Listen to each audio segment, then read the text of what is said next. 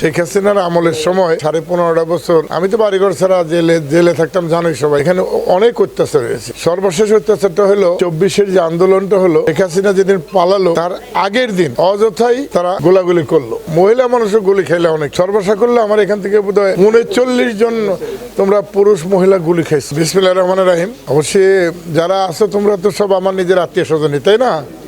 এখানে কারণ আমার জন্ম তো এখানেই হয়েছে। এখান থেকে এই যে মাত্র 150 গজ দূরে আমার পুরানো বাড়ি যেটা আর কি।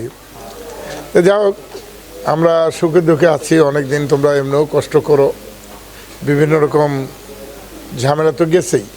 বিশেষ করে এই যে 15.5 বছর শেখ হাসিনার আমলের সময়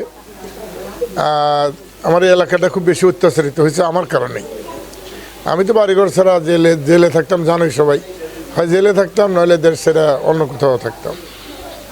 সেই সময়টার মধ্যে এখানে অনেক অত্যাচার হয়েছে। সর্বশেষ অত্যাচারটা হলো জুলাই আন্দোলনে। আমাদের এই যে 24-এর যে আন্দোলনটা হলো, শেখ হাসিনা যেদিন পালালো তার আগের দিন অযথাই আমার বাড়িতে, এখানে থাকি না আমরা কেউ, এই বাজারে এসে তারা গোলাগুলি করলো। এবং গোলাগুলি করার পরে আমার আশেপাশের আত্মীয় স্বজন অনেক মহিলারা, তোমরা মহিলা মানুষও গুলি খেলে অনেকেই।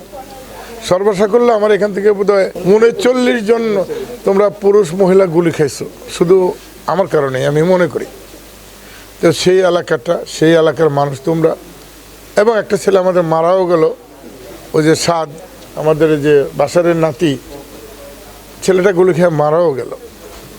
তো এমনি একটা ভয়ঙ্কর সময় আমাদের গেছে, এবং শেখ হাসিনার অত্যাচারটাও গেছে।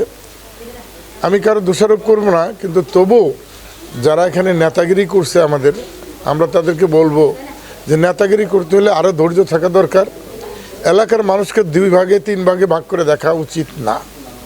কারণ এখানে আমরা থাকি, একজন আরেকজনের জানাজায় যাই। এখানে কবরস্থান আছে, আশেপাশে মিলে 6টা কবরস্থান আমাদের এই যেখানে আমরা একসাথে থাকি। এই 6টা কবরস্থানের আমরা কিন্তু একসাথেই ঘুমাই, এবং আমরা সবাই একত্রই থাকছি। বহু বছর আমরা একত্র থেকে আসছি। আজকে 45-46 বছর আগে আমি যখন চেয়ারম্যান হই, তখন তো এই ইউনিয়ন ছিল না, সদর ইউনিয়ন ছিল ধামরাই পৌরসভা, আর এটা মিলা। তখন থেকে এই যে একজুট এই অঞ্চলের মানুষ, সেই জুটটার মধ্যে কিন্তু ভাঙন লাগাইছে ওই শেখ হাসিনার কিছু মানুষ। তাদের আমি দোষবো না, কিন্তু সুন্দরভাবে তাদের চলা উচিত ছিল। তারা পালাবে কেন? আমরা তো দেশের মানুষ তো আমাদেরকে অপছন্দ করেনি।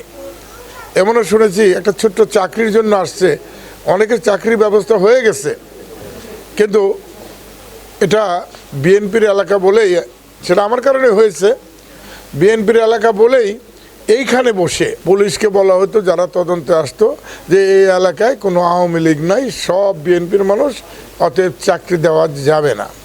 এটাই তো সেগুলো ঢালাও অবস্থা, তাই না? একটা সার্টিফিকেট নিতে আসতেন, আমি ওই চেয়ারম্যান অনেক দিন বলেছি যে তুমি সার্টিফিকেট নিয়ে ঘোরাও কেন, গেলে বলো কেন যে আমার কেউ ভোট দেন নাই, ভোট দেওয়া নেই, তোমার সার্টিফিকেট দেবেন, এমন ছিল না অনেকের জন্য। এটা যেন আমাদের এলাকায় না থাকে। এই যে যারা তোমরা একটু অর্থে কষ্টে আছো, টাকা পয়সা কম আসছে, নাই, তারা কিন্তু সবই আমাদের আপনজন, অত্যন্ত কাছের মানুষ। অনেক পরে আছে আমার রক্তের সাথে সম্পর্ক, তারাও কিন্তু আছে, হয়তো এই লাইনেও 2-1 আছে। সবাই তো আর ধনী হয় না, সবাই তো বড় লোক হয় না। কিন্তু আমরা যেন সকলেই মিলেমিশে, আমাদের যত ধনী গরিব আমরা যারা আছি, সবাই যেন একসাথে আমরা মিলে থাকতে পারি। এখানে রাজনীতির ঊর্ধ্বে আমরা আছি, রাজনীতির ঊর্ধ্বে আমরা থাকতে চাই।